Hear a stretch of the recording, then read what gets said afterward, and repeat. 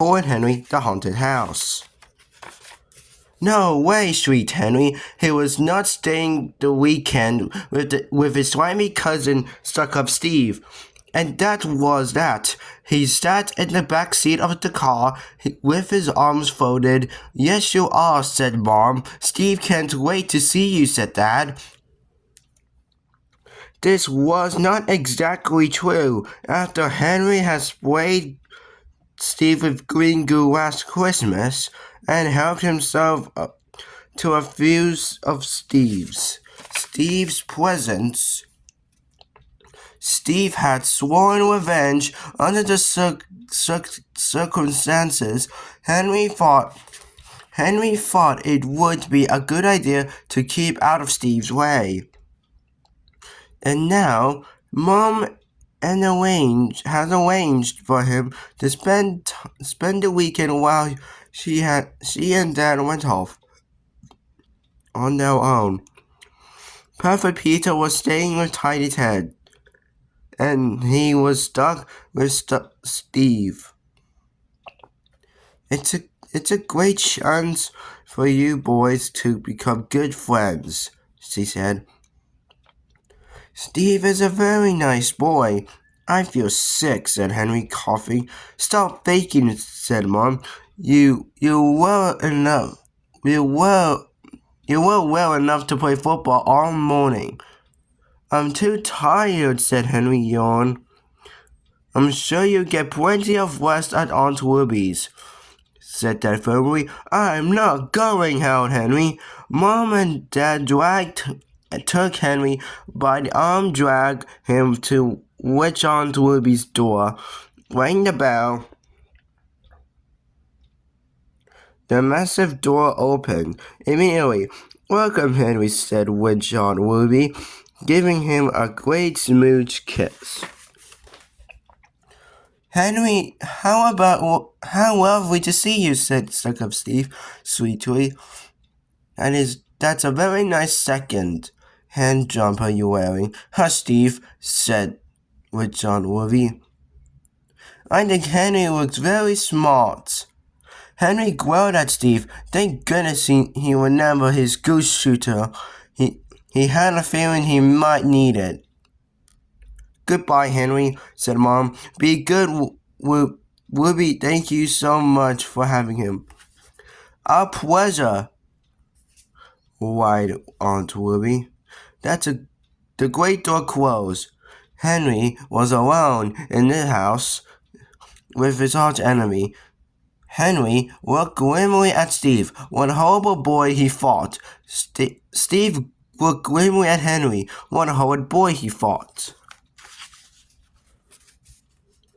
Why don't you both go upstairs and play in Steve's room till supper's ready? said Aunt Ruby. I'll show Henry where's he sleeping first, said Steve. Good idea, said Aunt Ruby. Rectangularly, Henry followed his cousin up the wild staircase. I bet you're scared of the dark, said Steve. Of course I'm not, said Henry. That's good, said Steve. This is my room, he added, opening the door nervously. Bedroom. Horrid Henry started to wonderously at the shelves filled to bursting with zillions of toys and games. Of course, all my toys are brand new. Don't you dare touch anything, hissed Steve. They are mine, and only I can play with them. Henry scolded when he was king. He used Steve's head for a target practice. They continued all the way to the top. Goodness, this old house was big, thought Henry. Steve opened the door to a large attic bedroom with brand new pink and blue favorite wallpaper, a four-poster bed, enormous polished wood wardrobe, and two large windows. You're in the haunted room, said Steve coldly. Great, said Henry. I love ghosts. I would take more than a silly ghost to frighten him. Don't believe me if you don't want to, said Steve. Just don't blame me when the ghost starts wailing.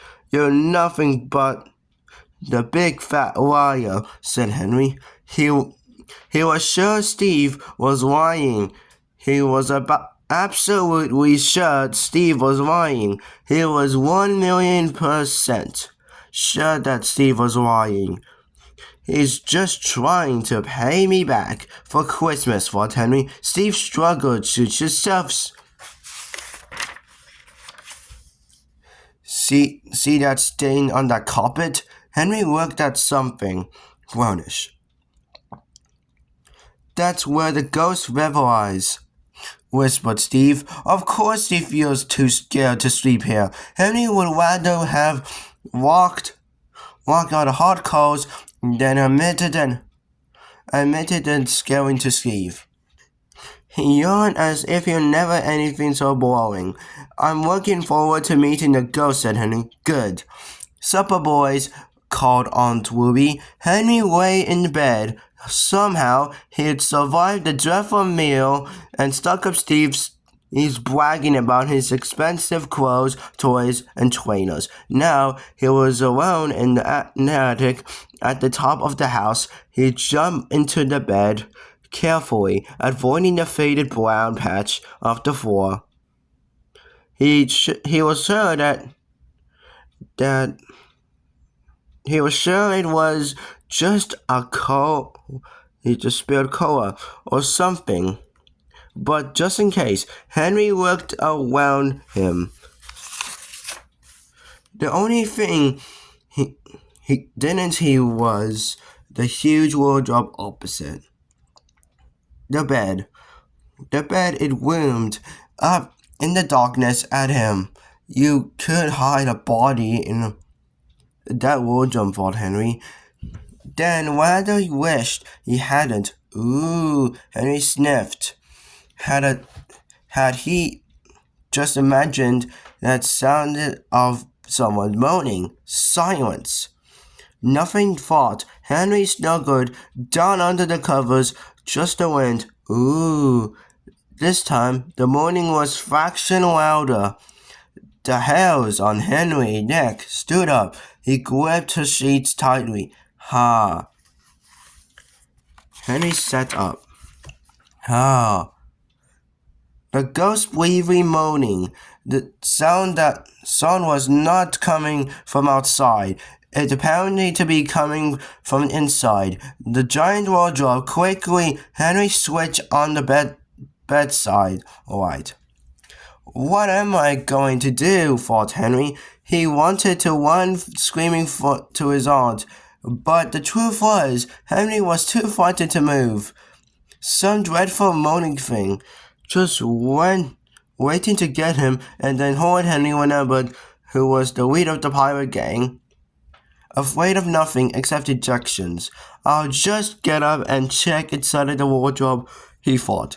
Am I a man or a mouse? Mouse, he thought. He did not move. Moan thing there uneasily. Noises were getting louder. Shall I wait here for it to get me, or shall I make a move first? Thought Henry. Silently, he reached under the bed for his goose shooter. Then slowly, he swung his feet over the bed, tiptoe. Holding his breath, Horrid Henry stood outside the wardrobe. Ha ha ha ha. Henry jumped. Then the flung open the door and fired. Splat! Ha ha ha ha ha. The wardrobe was empty, except for something small and greeny black on top shelf. It looked like it was Henry reached and took it. It was a cassette player covered in green goo. Inside was a tape, and it's called Dr. Jiggly's Spooky Sounds. Steve thought Horrid Henry greened revenge. Did you sleep well, dear? Asked Aunt Ruby at breakfast. Like a log, said Henry. No strange noises, asked Steve. No, smiling Henry sweetly. Why did you hear something? Steve looked disappointed. Old Henry kept his face blank. He couldn't wait for the evening. Henry spent a busy day. He went ice skating. He went to the cinema. He played football. After supper, Henry went straight to bed. It's a lovely day, he said, but I'm tired. Good night, Aunt Ruby. Good night, Steve. Good night, Henry, said Ruby. Steve ignored him. But Henry did not go to his bedroom. Instead, he sneaked into Steve's.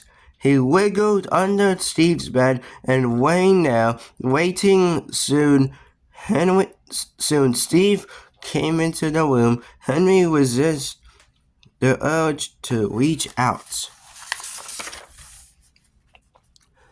and see Steve's skinny legs. He had something much scarier in mind. He heard Steve putting on his blue bunny pajamas and jumping into bed. Henry waited until the room was dark. Steve lay above him, humming to himself. Dooba-dooba-dooba-doo, sang Steve. Slowly, Henry reached up and ever so slightly poked the mattress. Silence. Dooba-dooba-dooba-doo, sang Steve a little bit more quietly. Henry reached up and poked the mattress again. Steve sat up and lay back. Henry poked the mattress again, ever so slightly. Must be my imagination, muttered Steve. Henry allowed several moments to pass. Then he twitched. Did you it? Mommy, whimpered Steve. Jab! Henry gave me a mattress definite poke. Ah, screamed Steve. He leaped up and ran out of the room. Mommy, help! Monsters! Henry scrambled out of the room and went suddenly up to his attic. Quick as he could, he put on a mattress on his pajamas, then chattered noisily back down the stairs to Steve's room. Aunt Ruby was on her hands and knees peering under the bed. Steve was shivering and quivering in the corner. There was nothing here, she said firmly. What's wrong? Asked Henry. Nothing, muttered Steve. You're not scared of the dark, are you? Said Henry. Back to bed, boys, said Aunt Ruby. She left the room. Ah, Mommy, help, monsters, echoed Henry, sticking out of his tongue. Mom wailed. Steve, Henry's being horrid. Go to bed, both of you, shrieked Henry. Watch out for monsters, said Henry. Steve did not move from his corner. Want to swap rooms tonight, said Henry. Steve did not wait to be asked twice. Oh, yes, said Steve. Go on up, said Henry. Sweet dreams. Steve dashed out of his bedroom as fast as he could. Tee-hee, thought Horrid Henry, pulling Steve's toys down from the shelves. Now what would he play first? Oh yes. He left a few spooky sounds of his own under the attic bed, just in case.